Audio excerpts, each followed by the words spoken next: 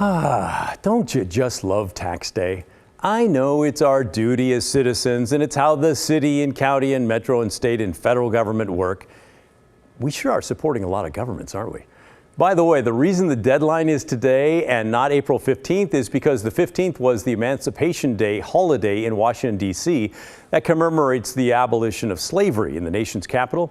The federal government in D.C. takes the day off. And since emancipation technically fell on Saturday this year, the feds took Friday off because, well, they're the feds, and you sure don't want to miss a federal holiday. But back to the greater Portland area. This is also the day that Portland residents are forced to pay the much-loved and much-hated arts tax. On the rainy streets of Portland today, I found mostly those who love it were willing to talk on camera. You know, I actually think it's a good thing. I mean, it's not like an excessive tax, and, you know, art is something that should be valued, and I think that that's something I'm more than willing to pay for. Every year I have to pay other taxes, so this one is one of that. I just do it. And support the kids, right? Well, yes, support the kids for the most part. Some background here. Back in the year 2011, things were really tough for arts teachers in the Portland area public schools. PolitiFact back then found the statement mostly true that 77% of Portland students finish elementary school without taking even one art class. They were referring to visual arts like drawing and collage making, that sort of thing. The next year, in 2012, Portland City Commissioner Sam Adams proposed an art tax. It would be $35 for each person over the age of 18, making at least $1,000 and part of a household in which anyone made above the poverty line, which for a family of four this year is nearly $28,000. Portland is a city that generally does support the arts. I personally believe that arts in our community are essential, and everybody benefits from music, art for kids, art for adults. It's a beautiful way to go through life. If it helps give art to kids and gives more money to that need, I think it's really important for everyone to kind of pitch in. $35? Not a big deal. Not a big deal. All right. Well, Emma, we pointed out last year that the original purpose of the arts tax was to pay for arts teachers in 6 school districts in the city of Portland, and also the big art institutions, including the Oregon Symphony and Portland Center Stage. Supporters thought the tax would raise about $12 million a year. It has not. This is the 10th year, and it raises an average of $10 million a year. Willamette Week also reported the big art institutions don't really like it because the amount fluctuates and everyone thinks they're getting way more money than they actually are. A press release from the city of Portland last month showed that since 2012, $63 million has gone to the schools, $26 million to grants for those big art institutions and artists, and $11 million to overhead.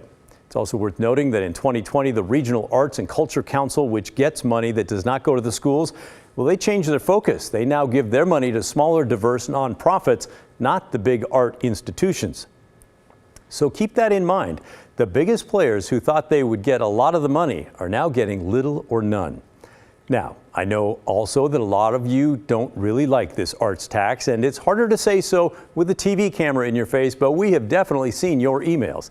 Jay wrote, "I paid my superfluous arts tax today online. Whose grandchild designed the payment site? In my 67 years, I've never dealt with something so childish and repetitive and outright stupid." And Rianne sent an email reading, "We have a student who lives in a dorm at PSU, and they received a Portland arts tax form. It was addressed to Portland residents with a room number. As a student and dependent, their primary address is our home address, which is not Portland." She makes a good point, saying they would not have to pay that because of their primary address. She goes on to write, "Disgusting that the money grabbers are going after students." And Stephanie wrote an angry email as well, saying she was a Portland public school teacher until 2020 and now paying late fees for her young adult children who apparently owed but did not pay the tax. "Those fees are obscene," she writes. "Those are usury fees, loan shark fees. I'm now paying back taxes for my young adult children that started receiving this tax bill the same year they graduated from high school." She adds, "I felt so abused by the arts tax. I have not voted for another since it was passed. No to the library, no to the zoo, no to any taxes for fear of another arts tax monster." Here's my take on this. First, I love the arts. My wife has an art degree, so I love artists. She loves arts more than I do. But this arts tax, Definitely annoying to both of us.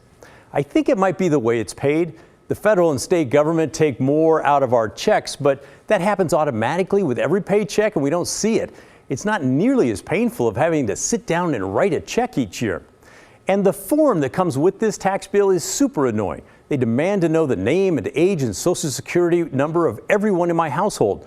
I don't know why I feel that it's so intrusive. Maybe because it is. Also, I'm annoyed that this is a regressive tax. My son, who made $1,500 last year, has to pay exactly as much as I do for the tax. That feels wrong.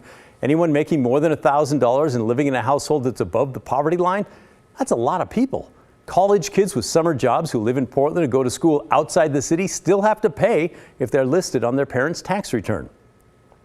On top of that, I'm not convinced anymore that the schools need my art tax money anymore. Things have changed. Since 2012, when I and 62% of the voters said yes, things have really changed. In 2019, the Oregon legislature approved a special business tax that will pump $1 billion into schools every year. That's new money. And that is on top of the record $9.3 billion schools were given by the state for their 2-year budget. That was a 3% increase over the last 2-year budget. And on top of that, the federal government sent Oregon schools another $1 billion to help them get through the pandemic. Things used to be tight. They don't feel so tight anymore. Now I know that makes some of you crazy when I say things like that. And there are those who warn that even the record $9.3 billion budget was not nearly enough for schools. But I got to tell you, in my 32 years reporting here, I don't want to short myself, 32 years, I've never heard the school supporters say, hey, we're fine. We have more money than we need. We're good. Where's all this going? Well, I think we need to take another look at the tax and consider dumping it. And I should warn you, I think there are plans underway to take another look, but not to dump it. I think the plan is to make it even bigger. Remember the big arts groups that are now getting little to no money? They are still struggling. And the same press release from the city that celebrated raising $100 million in tax money over 10 years for the arts, it noted that over the next 2 years, the program will collaborate with a coalition of regional partners to launch a cultural planning process. And the idea will be to figure out the most effective way to support arts and culture. In other words, how to raise more money. Stay tuned on this one. That's my opinion. What do you think? Send me an email. thestory@kgw.com is the address, or call and leave a message. 503-226-5090.